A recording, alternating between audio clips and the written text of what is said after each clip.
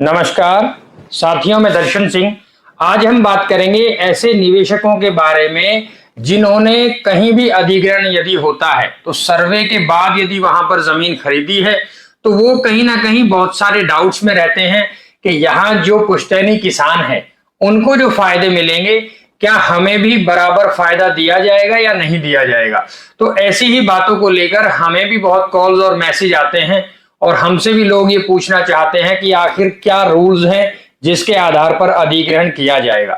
तो आज उन्हीं के डाउट्स क्लियर करने के लिए हम ये वीडियो बना रहे हैं। साथियों, जहां भी कहीं अधिग्रहण होना होता है, अधिग्रहण से पहले जैसा कि हम सब जानते हैं दोनों ही तरह से सर्वे किया जाता है, सैटेलाइट व्यू के माध्यम से और जो वहां फिजिकली सर्वे कराया जाता है वहां की तहसील या जो अमीन या पटवारी जी उस क्षेत्र के होते हैं, हर गांव का कोई ना कोई पटवारी जिनके अंडर वो गांव आता है उन्हें जिम्मेदारी रहती है और एक से अधिक गांव एक पटवारी के अंदर आते हैं। तो कहीं ना कहीं पटवारी जी से पूरी जानकारी ली जाती है कि इस गांव का लाल डोरा यानी आबादी कहां तक है और उसके बाद जो कृषि भूमि शुरू होती है वो कहां से कहां तक शुरू होती है, मतलब पूरा गांव का ओवरऑल माजरा जिसे हम बोलते हैं वो कहां तक लगता है। तो ये तमाम जानकारी वहां जो तहसील है जिसके अंदर वो भूमि आती है उन्हें होती है। तो उनसे वो पूरा ब्यौरा लेने के बाद साथ ही साथ साथियों, यदि वहां पे प्राधिकरण अधिग्रहण कर रहा है तो प्राधिकरण भी अपना फिजिकल सर्वे कर कर ये देखता है कि वहां कितनी जमीन अवेलेबल है जिसके लिए हमें यहाँ मुआवजा देने के लिए फंड चाहिए। और ये दोनों ही चीजों को एक साथ मिलाकर फिर कंपैरिजन किया जाता है कि दोनों सर्वे यदि सही है तो फिर हमारे पास पर्याप्त भूमि यहाँ कितनी मिल पाएगी अधिग्रहण के लिए। अब यदि कहीं ना कहीं फर्क की बात करें तो फर्क ये आ जाता है कि ये सबसे पहले सर्वे हुआ स्टार्टिंग में, उसके बाद ऐसा ही सर्वे अगर प्लानिंग डिले है, यदि जैसे मैं बात करूं न्यू नोएडा के विषय में या न्यू ग्रेटर नोएडा के विषय में, तो ये प्लानिंग शुरू हुई 2005-6 से, तब सर्वे किया गया, फिर इसका दोबारा सर्वे किया गया 2014-2015 में, और साथियों अब जो सर्वे हुआ है 2022-23 में, उसमें तीनों सर्वे में ये फर्क देखा जाता है। आमतौर पर स्वाभाविक सी बात है कि यदि कोई गांव है वो इतने वर्षों के गैप में अपना विस्तार बढ़ा देता है, जैसे मान लीजिए यदि कोई किसान गांव के अंदर बसा हुआ है और गांव से लगी हुई उनकी कोई जमीन ऐसी है कि जिसमें वो अपना पशुपालन या अन्य किसी पर्पज से इस्तेमाल करना शुरू कर देते हैं, तो ऐसा करना बिल्कुल स्वाभाविक है। और आमतौर पर हम सभी ये देखते हैं कि हम भी कहीं ना कहीं किसी गांव से आते हैं तो प्रयास यही रहता है कि हम बाहर की तरफ थोड़ा बड़ा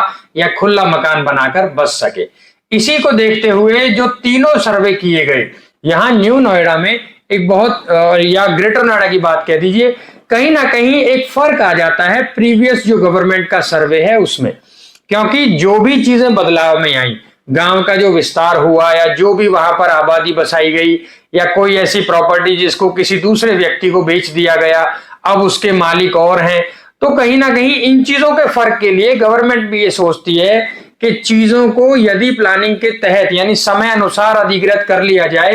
तो बात गवर्नमेंट के अंडर आ जाती है, लेकिन यदि उसमें अधिग्रहण नहीं हुआ तो किसान पूरी तरह से फ्री होता है, वो अपनी मर्जी का मालिक है, अपनी भूमि के साथ बेच सकता है, खरीद सकता है, आबादी कर सकता है, उसमें बस सकता है। हर तरह से किसान इस बात को लेकर पूरी तरह से आजाद होता है कि वो अपनी भूमि को अपने मन अनुसार इस्तेमाल कर सके। अब यदि बात आती है तो ये कि जो सर्वे हुआ, सर्वे में जो कृषि भूमि रही, आज यदि हम जाते हैं लोकेशन पर तो कहीं ना कहीं ऐसी कुछ प्रॉपर्टीज हैं जहां आबादी बसा दी गई है या किसान ने अपना घर या खर जिसे हम बोलते हैं पशुपालन के लिए इस तरह से इस्तेमाल करना शुरू कर दिया है। तो साथियों अब गवर्नमेंट का वो सर्वे जो उनके पास ब्यौरा है जमीन का, और आज की वो जमीन कहीं ना कहीं उसमें गिरावट नजर आती है, मतलब उसकी जो टोटल लैंड बैंक है उसमें कहीं ना कहीं घटत दिखती है। अब इसको ध्यान में रखते हुए एक फाइनल नोटिफिकेशन, जैसा कि अभी अक्टूबर या सितंबर 2024 में प्राधिकरण ने एक फाइनल नोटिफिकेशन जारी किया कि आज तक यदि यहां आपसे पहले जो भी कंस्ट्रक्शन हुआ या जो भी खरीद बेच हुई उसमें कोई भी यदि कंस्ट्रक्शन करता है, कोई भी व्यक्ति मकान बनाता है, तो अब के बाद ऐसा करना बिल्कुल भी सही नहीं माना जाएगा और उसको तोड़ दिया जाएगा। अब कहीं ना कहीं सवाल उस व्यक्ति के मन में जरूर आता है कि जिन्होंने वहां भूमि अब जाकर खरीदी है, मतलब पिछले 1 साल 2 साल या मैक्सिमम 5 साल के अंदर भूमि खरीदी हो या कृषि भूमि खरीदी हो, बेशक उसका वो कृषि में इस्तेमाल कर रहे हो, तो आखिर उनका ये मानना है कि हमें और जो वहां के पुश्तैनी किसान हैं हमें क्या फायदा मिलेगा, क्या हम उनके बराबर रहेंगे या हमारे लिए कोई ऐसा फायदा होगा जो उन्हें नहीं मिलेगा या उनके लिए कोई ऐसा फायदा होगा जो हमें नहीं मिलेगा। तो इस तरह के डाउट्स रहते हैं साथियों। जैसे आमतौर पर देखें, अब से पहले नोएडा या यमुना एक्सप्रेसवे अथॉरिटी क्षेत्र या ग्रेटर नोएडा जो पूरी तरह से लगभग बस चुका है, वहां यदि हम बात करें तो सर्वे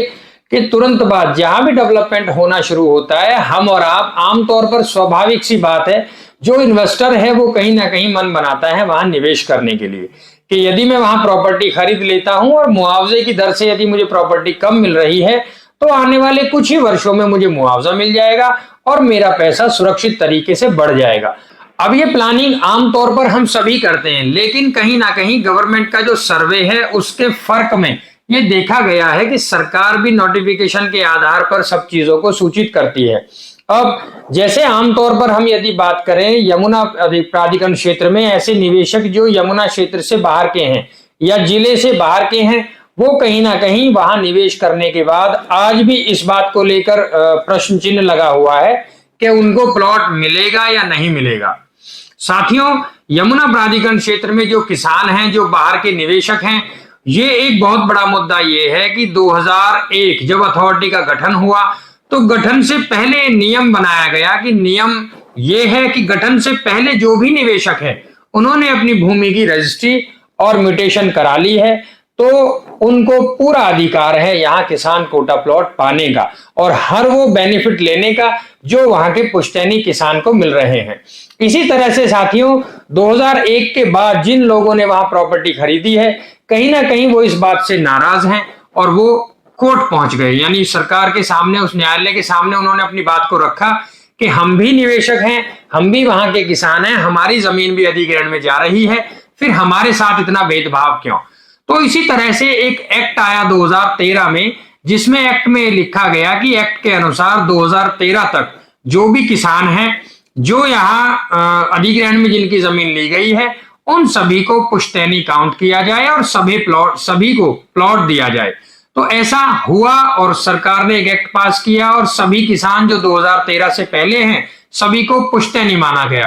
तो साथियों, ये अगर हम 2013 की बात करें, वहां एक क्लॉज ये भी आया कि यदि कोई किसान अपनी जरूरत अनुसार रजिस्ट्री डायरेक्ट करता है प्राधिकरण के लिए तो उन्हें किसान कोटा प्लॉट नहीं दिया जाएगा। तो ये एक्ट में बहुत सारी चीजें पास करी गई। इसी को ध्यान में रखते हुए अब जैसे न्यू नोएडा बसाया जा रहा है, तो न्यू नोएडा में हर चीज को ध्यान में रखते हुए प्राधिकरण ने हर बात को नोटिफिकेशन के जारी कह दिया है कि यदि कोई निवेशक ऐसा है जो अब पिछले 2 4 5 साल में निवेश करता है, और आमतौर पर स्वाभाविक ये भी देखा गया है कि किसान के मन अनुसार अधिग्रहण होगा या हर किसान को खुश रखा जाएगा, ये सब चीजें हो सकती हैं वहां डेवलपमेंट के लिए, बशर्ते कुछ नियम ऐसे हैं जिसका हमें फुलफिल करनी होती हैं, टर्म्स एंड कंडीशंस। मान लीजिए आपने वहां 2 4 5 साल पहले कोई जमीन ली है, तो गवर्नमेंट का अपना एक्ट है जिसमें राज्य सरकार का बहुत बड़ा इन्वॉल्वेशन होता है। तो राज्य सरकार के नियम अनुसार ये तय किया जाता है कि यहाँ के पुश्तैनी किसान कौन है और गैर पुश्तैनी कौन है।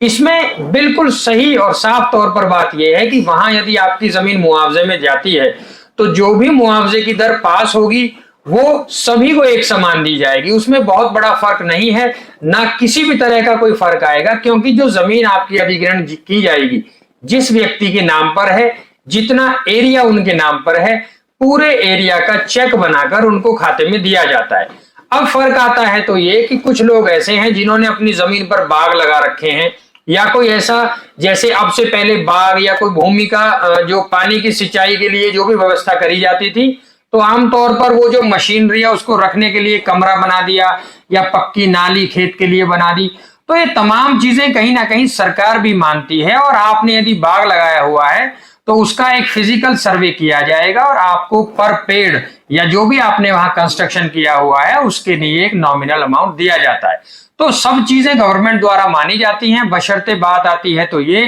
कि यदि एक किसान वहां जन्मजात बसा हुआ है और उनकी जमीन मुआवजे में ली जा रही है, और यदि आपने एज ए इन्वेस्टर वहां पे निवेश किया है, तो कहीं ना कहीं आप भी ये समझ सकते हैं कि फर्क अपने आप में बहुत ज्यादा है। एक किसान जिसकी गुजर बसर उसकी जमीन से थी, उसको मुआवजा मिल गया और आगे भविष्य में वो गुजारा कर सके, उसके लिए किसान कोटा प्लॉट दे दिया गया। या हो सकता है यहाँ पे एक्ट पास हो लैंड पूलिंग पॉलिसी का, तो वो भी बेनिफिट उन्हें मिले। मतलब अभी बोर्ड बैठक में बहुत बड़े 2 फैसले हैं जो लेने बाकी हैं और आने वाले कुछ ही समय में बोर्ड बैठक में ये फैसले ले लिए जाएंगे, क्योंकि उसी के बाद यहाँ पर मुआवजे की शुरुआत करी जाएगी। अनुमानित ऐसा है कि 2025 के अंत तक यहाँ लोगों को मुआवजा मिलना शुरू हो जाएगा।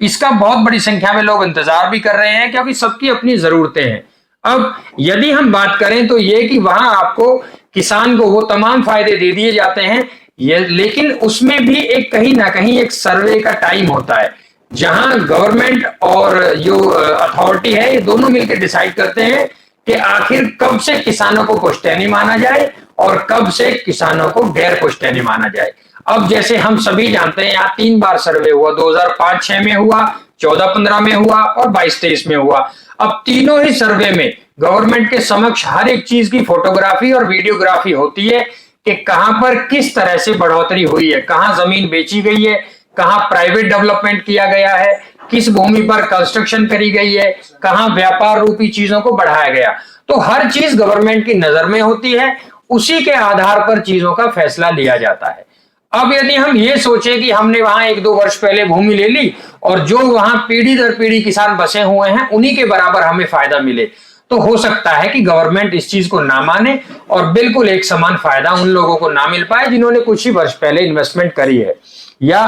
अब यदि आप सीधा मन बनाएं तो आपके लिए सबसे अच्छी बात यह है कि आपने वहां निवेश किया और आपको स्वाभाविक सी बात है मुआवजे की दर से कम रेट में जमीन मिली। आने वाले कुछ ही वर्षों में आपको आपकी भूमि का मुआवजा मिल जाएगा। तो आप यही अपना मन ये समझाएं कि सबसे बड़ी बात यह है आपने सुरक्षित तौर पर अपने पैसे को बढ़ा लिया। इससे अच्छा विकल्प आपके लिए शायद ही कोई और हो सकता है। साथियों, दूसरी बार एक और कि एग्रीकल्चर जो अमाउंट आता है, जो किसान को मुआवजा मिलता है, नॉन टैक्सेबल अमाउंट होता है, यानी आपका वो पैसा एक नया पैसा भी उसमें से टैक्स के रूप में नहीं काटा जाता। तो इतने फायदे गवर्नमेंट भी कहीं ना कहीं चाहती है कि किसान किसी भी पॉइंट पर नाराज ना हो, वो हर प्रयास करते हैं कि किसान खुश रहे। साथ ही साथ बोर्ड बैठक में आने वाले जो भी फैसले हैं हम प्रयास करेंगे कि आपको अपनी वीडियो के माध्यम से बता सकें, पहुंचा सकें हर एक वो इंफॉर्मेशन जो यहां आने वाली बोर्ड बैठक में ली जाएगी। तो साथियों, इस तरह की अपडेट्स के लिए आप हमारी वीडियोस देखते रहिएगा